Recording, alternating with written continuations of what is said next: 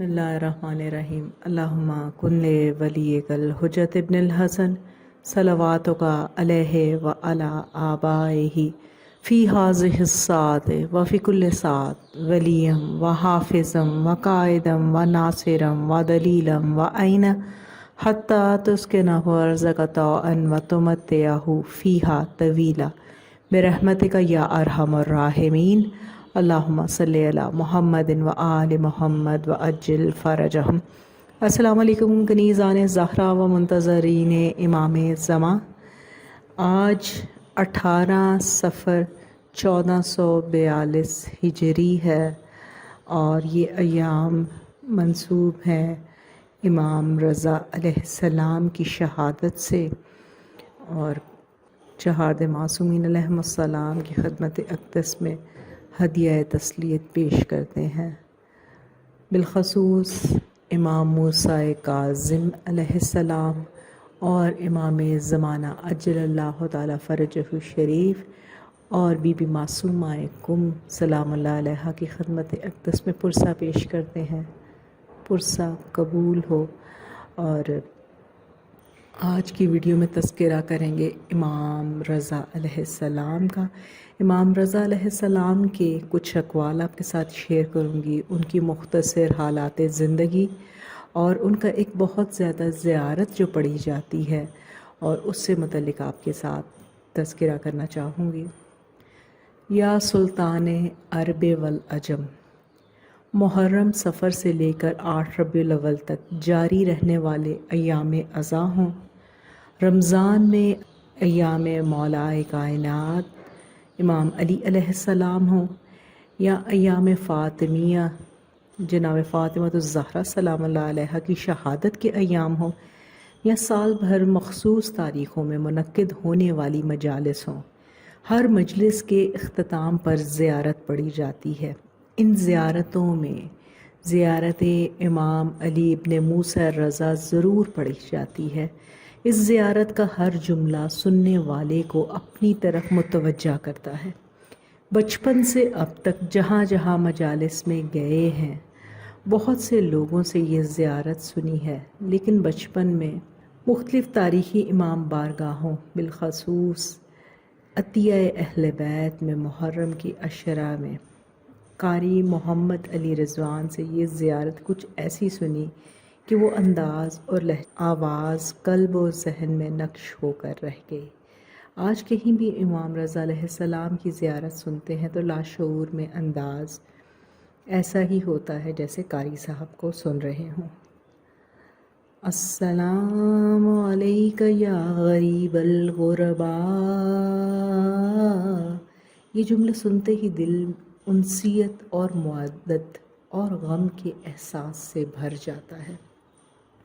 इस ज़ियारत का हर जुमला जहाँ इमाम रज़ा अलैहिस्सलाम और उनके चाहने वालों के ताल्लुक़ को ज़ाहिर करता है, वहीं इमाम रज़ा अलैहिस्सलाम के मसाइब भी बयान करता है।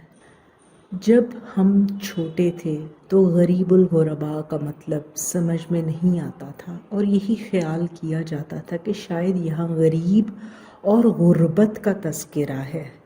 लेकिन फिर जब मालूम हुआ कि ये वो गुर्बत है, वो लफ्ज़ है जो वतन से दूर बल्कि बहुत दूर रहने वालों के लिए ज़िक्र करने के लिए इस्तेमाल होता है। इमाम रज़ा अलैहिस्सलाम ने ख़ुद बयान फरमाया है कि वो गरीबुल गुरबा क्यों हैं। आइमाए अहले बैत अलैहिमुस्सलाम मदीना में जन्नतुल बकी में मौजूद 4 आइमा ताहिरीन अलैहिमुस्सलाम के अलावा सब इमाम गरीबुल वतन यानी मदीना से दूर हैं। इमाम अली अलैहिस्सलाम, इमाम हुसैन अलैहिस्सलाम, इमाम मूसा काज़िम अलैहिस्सलाम, इमाम तकी जवाद अलैहिस्सलाम, इमाम अली नकी हादी अलैहिस्सलाम और इमाम हसन अस्करी अलैहिस्सलाम, ये तमाम आइमाए अतहार अलैहिमुस्सलाम गरीबुल वतन हैं। लेकिन एक अकेले इमाम अली रज़ा अलैहिस्सलाम ऐसे इमाम हैं जो गरीबुल गुरबा है। हर इमाम के साथ कोई न कोई मदफून है, कोई अकेला नहीं है सिवाय मौला रज़ा अलैहिस्सलाम के, جو مشہد میں اکیلے ہیں۔ ایھا المدفون بارض توس، آج کا مشہد نہیں بلکہ 12 صدیاں قبل کا وہ خطہ توس تھا جو مدینہ سے بہت دور تھا۔ زیارت میں السلام علیک یا مغیث الشیعۃ والزوار فی الیوم الجزائے کے جملے ایک زائر اور امام کے چاہنے والے کے دو طرفہ تعلق کو بیان کرتے ہیں کہ یہ وہ امام ہے جو یوم جزا اپنے زائر اور چاہنے والوں کے مددگار ہوں گے۔ یہ امام علیہ السلام کمزوروں کے، فقیروں کے اور مریضوں کے بھی بہت مددگار ہیں، اس لیے ہم زیارت میں انہیں السلام علیک یا معین الضعفاء والفقراء کہہ کر سلام بھیجتے ہیں۔ مشہد حرم امام رضا علیہ السلام میں وہ خاص مقام تو آپ سب نے دیکھ ہی رکھا ہوگا جو مریضوں معذوروں کو شفا دینے کی وجہ سے صحن شفا کے نام سے مشہور ہے۔ امام رضا علیہ السلام کے خاص چاہنے والے شاعر دیبل خزائی کا واقعہ بہت معروف ہے۔ عاشور کے روز امام رضا علیہ السلام نے دیبل سے اپنے جد امام حسین علیہ السلام کا مرثیہ پڑھنے کو کہا، اور ایک مقام پر پہنچ کر دیبل سے کہا تھا کہ کیا اس مرثیے میں 2 شعر میں بھی شامل کر دوں؟ ان اشعار میں امام علیہ السلام نے طوس میں بننے والی ایک تنہا قبر کا ذکر کیا تھا اور استفسار کرنے پر بتایا تھا کہ یہ قبر اس بستی میں یعنی امام رضا علیہ السلام کی ہوگی جنہیں سلطان عرب والعجم کہا جائے گا۔ یہ مقام زائرین اور محبان اہل بیت علیہ السلام کے اجتماع کا مرکز قرار پائے گا۔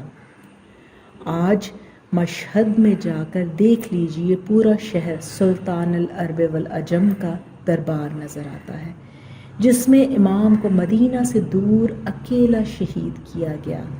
آج اسی مشہد میں مدینہ کی خوشبو آتی ہے۔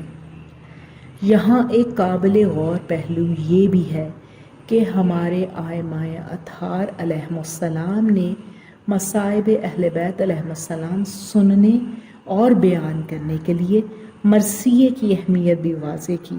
اردو مرثیہ نگاری میں جب میر انیس رحمۃ اللہ علیہ سے لے کر مرزا دبیر رحمۃ اللہ علیہ تک اور دور حاضر تک کے مرثیہ گو شعراء کے کلام میں تاثیر کو محسوس کریں، اس جانب ضرور توجہ دیجیے گا کہ اس فن پر ائمہ اہل بیت علیہ السلام کی خاص نظر کرم رہی ہے۔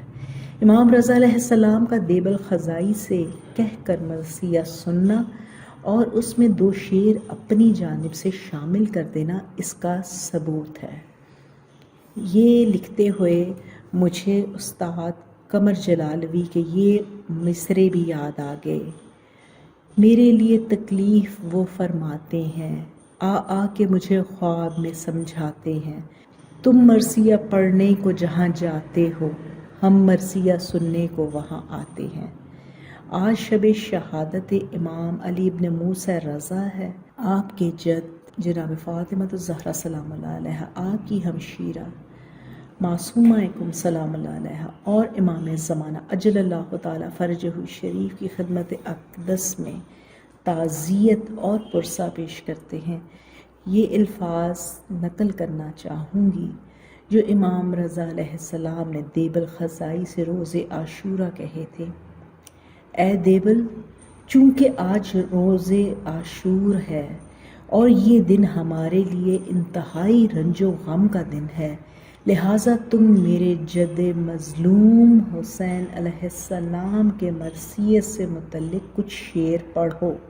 اے دیبل، جو شخص ہماری مصیبت پر روئے یا رلائے اس کا اجر خدا دیتا ہے۔